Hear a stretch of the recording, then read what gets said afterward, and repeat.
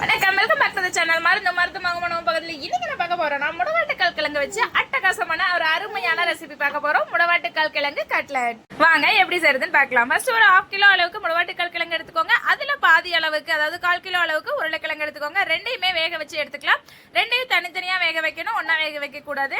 வேக வச்ச கிழங்குல மசி வச்சுக்கலாம். ஒவ்வொரு முடவாட்டுக்கால் கிழங்கு வந்து ஒரு 10 விசில் விட்டா கூட வந்து நல்லா வேகாது. அப்ப நம்ம என்ன பண்ணலாம்னா மிக்சியில போட்டு ஒரு பல்ஸ் மோட்ல வச்சு எடுத்துட்டோம் அப்படின்னா நம்மளுக்கு கொரகொரப்பா கிடைச்சிரும்.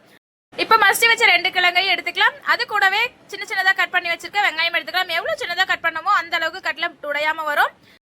அது கூடவே கொஞ்சமா கட் பண்ணி வச்சிருக்க கருவேப்பிலை, கொத்தமல்லி, 1 ஸ்பூன் இஞ்சி பூண்டு பேஸ்ட், 2 பச்சை மிளகாய் எடுத்து சின்ன சின்னதா கட் பண்ணி வைக்கிறேன். அது கூடவே நம்ம 2 ஸ்பூன் அளவுக்கு அரிசி மாவு சேர்த்துக்கலாம். அரிசி மாவு சேர்த்த பிறகு ஒரு 1/2 ஸ்பூன் அளவுக்கு நம்ம மல்லித்தூள் சேர்த்துக்கலாம். 1/2 ஸ்பூன் அளவுக்கு மிளகுத்தூள் சேர்த்துக்கலாம். தேவையான அளவு உப்பு சேர்த்து அதை நல்லா மிக்ஸ் பண்ணி விட்டுக்கலாம். நம்ம வடை சுடுவோம் இல்லைங்களா, அந்த அளவுக்கு நல்லா மிக்ஸ் பண்ணி விட்டுக்கோங்க. தண்ணி சேர்க்க தேவையில்லை. கிழங்குல இருக்க ஈரப்பதமே நம்மளுக்கு கரெக்டா இருக்கும். வடமாவு பதத்துக்கு பிசைஞ்ச பிறகு அதை நம்ம உருண்டை பிடிச்சி வடை போல தட்டி தவால போட்டு எடுத்தோம் அப்படின்னா நம்மளோட சுவையான முடவாட்டுக்கால் கிழங்கு கட்லட் ரெடி ஆயிடும். இது போல நீங்க தட்டி போட்டீங்க அப்படின்னா கரெக்டா இருக்கும். இப்ப ஸ்டவ் ஆன் பண்ணிட்டு தவா வச்சுக்கோங்க. அதுல எண்ணெய் சேர்த்துக்கலாம். நீங்க எந்த எண்ணெயில ஃப்ரை பண்ணீங்களோ அந்த எண்ணெய் சேர்த்துக்கோங்க. நான் நம்ம கொல்லிமலை நேச்சுரல் ஸ்டோரோட மரச்செக்கு கடலை எண்ணெய் சேர்த்திருக்கேன்.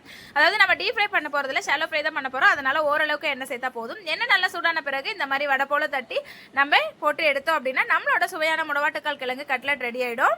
2 சைடும் நல்லா வேக வைக்கணும். இப்படி திருப்பி விட்டீங்கன்னா வந்துட்டு நல்லா வெந்துடும்.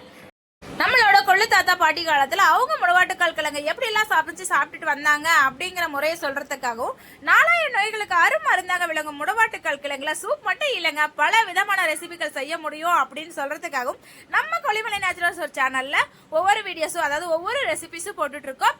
நீங்களும் அந்த ரெசிபிஸை தொடர்ந்து பார்க்கணும் அப்படின்னா கொல்லிமலை நேச்சுரல்ஸ் சேனலை சப்ஸ்கிரைப் பண்ணிக்கோங்க. மேல இருக்க பெல் ஐக்கானை கிளிக் பண்ணிட்டு ஆளுங்கிற ஆப்ஷன் சூஸ் பண்ணிக்கோங்க. அப்பதான் நாங்க போடுற வீடியோஸ் உடனுக்குடனே உங்களுக்கு நோட்டிபிகேஷன்